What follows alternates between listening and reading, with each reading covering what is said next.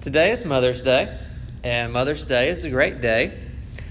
But if you were here behind the pulpit, you would see it's a little challenging. On Facebook, I have a group of preacher friends, and most of them said they are not doing a special sermon for Mother's Day today. Want to know why?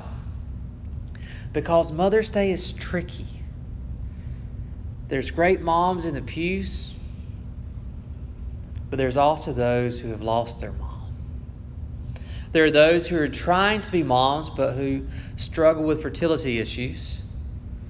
And then there are parents who've lost a child. And also there are those who've had bad moms. So for some, today is a great day, and for others, it's a tender day and one they struggle with. And you don't want to hurt some by blessing others. So today, let's play it safe and do something different and look at some verses that you've probably never heard preached on and some that I will probably never ever preach from again.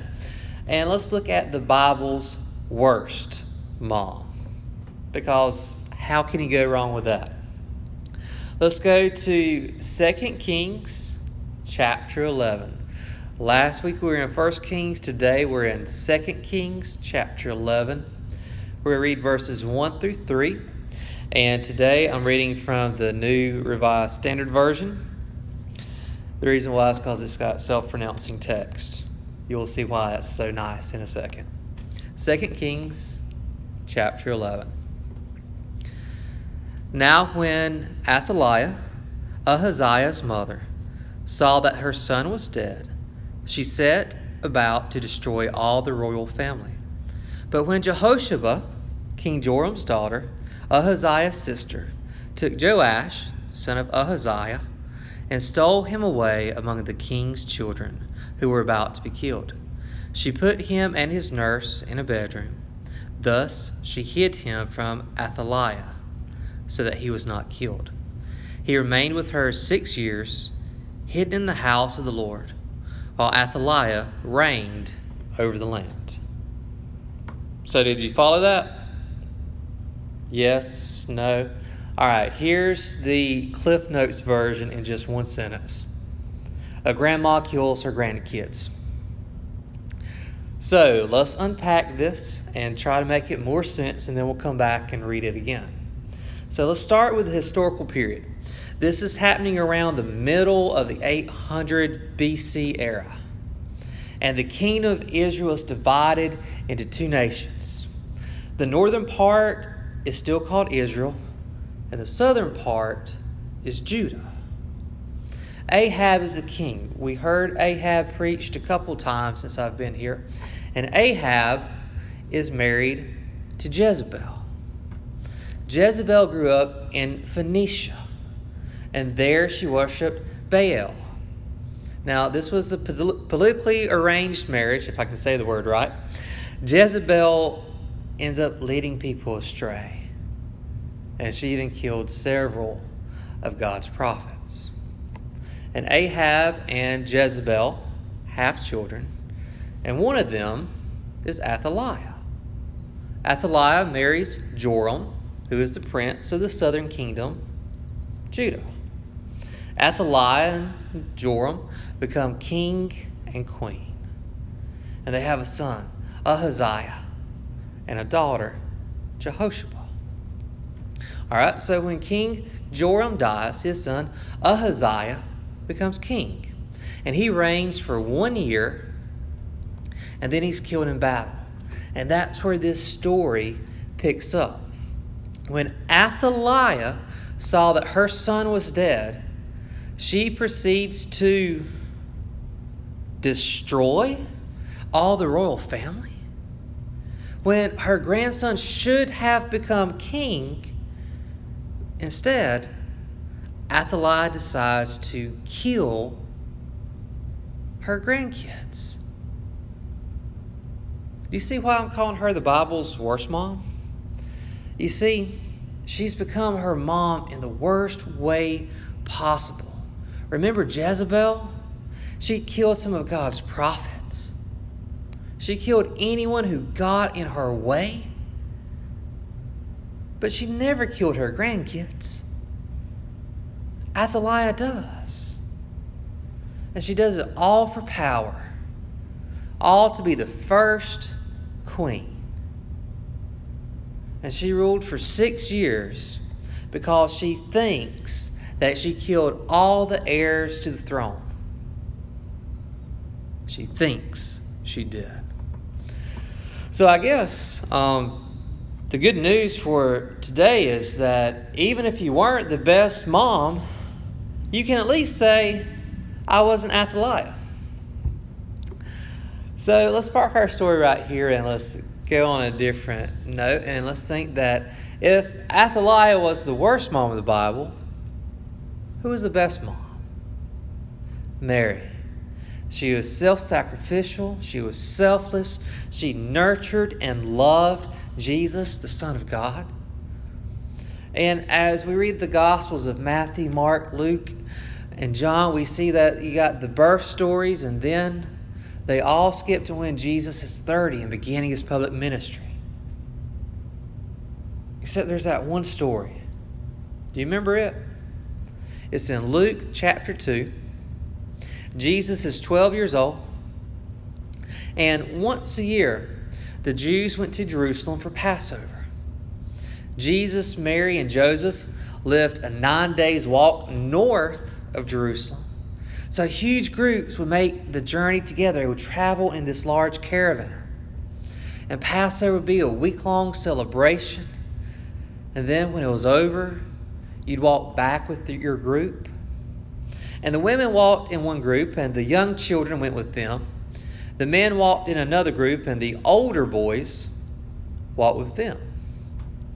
So they walked for one day, set up camp for the night, and then, where's Jesus?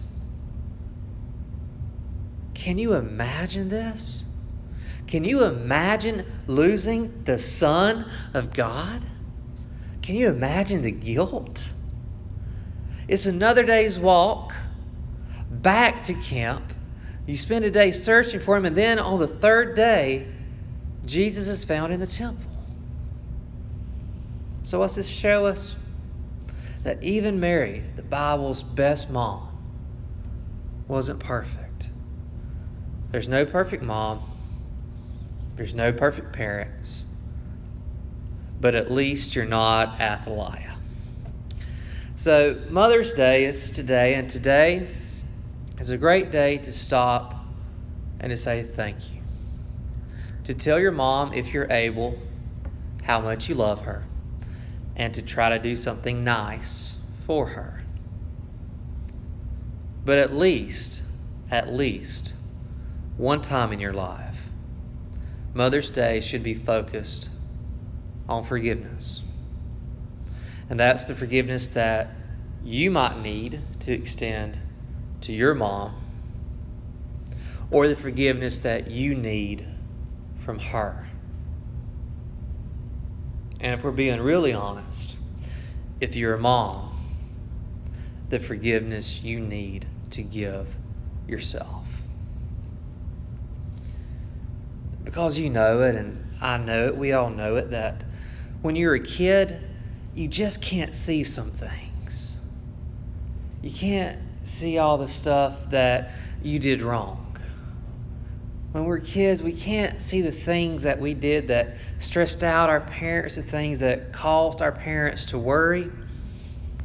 Instead, all we saw was what we thought our parents did wrong. And because we're young and dumb, we exaggerate it and magnify it and blow it out of proportion. But when we grow up, and especially when we have kids of our own, we just see things differently. And we begin to see things that we did that was costly to our moms. So if you can, today might be a good day to tell your mom, I'm sorry. Now, y'all know that I teach at Highland Christian. And since my seniors are about to graduate, I had them read the book Into the Wild. And near the end of the book, I let them watch part of the movie, and there was a line that really stood out. An older gentleman says, when you forgive, you love. When you love, God's light shines on you. Paul Tillich, who was a theologian, said, forgiveness is the divine answer. So let's talk about that for a moment. Now, forgiveness is not simply brushing something off and saying, oh, it's no big deal. Forgiveness, real forgiveness, says, I let go of my right to retaliation. I'm choosing to let go of my right to make you feel horrible for the rest of your life. I'm choosing to let go of my right to be bitter or to be angry towards you for the rest of my life. Being a mom is hard, and it requires grace and forgiveness. All right, but let's go back to our story. All right, so Athaliah is now queen. And if you remember, Athaliah had a daughter, Jehoshaphat. And Jehoshaphat saves one of the grandkids. Now, you've heard that phrase, like mother, like daughter. And we remember that Jezebel, Athaliah's mom, Jezebel killed prophets. Athaliah kills grandkids. Jehoshaphat is next in line. And you know what? She doesn't kill. She's not like her mom. She's not like her grandma. So maybe the good news that you need to hear today is that you don't have to be like your mom. You can break the chain. If you had a great mom, yes, you want to be like her. But if you didn't have a great mom, you can break the chain. You don't have to be like her. And we see Jehoshaphat. She says this is wrong. She finds the 1-year-old Joash and she hides him. So now that you got some names and stories together, let's go back to this text one more time. Now when Athaliah, Ahaziah's mother, saw that her son was dead, she set about to destroy all the royal family. But Jehoshaphat, King Joram's daughter, Ahaziah's sister, took Joash, son of Ahaziah, and stole him away from among the king's children who were about to be killed. She put him and his nurse in a bedroom. Thus she hid him from Athaliah so that he was not killed. He remained with her 6 years, hidden in the house of the Lord, while Athaliah reigned over the land. Jehoshaphat is risking her life to save this little boy, her nephew. So make no doubt about it, Jehoshaphat is the best aunt of the Bible. And Jehoshaphat raises her nephew for the next 6 years, risking everything to keep the boy hidden from her mother, the queen. And then, when he's 7, she and her husband take the boy to the temple, and they announce, this is one of Ahaziah's sons. We saved him. And in the temple, they place the crown of David on his head.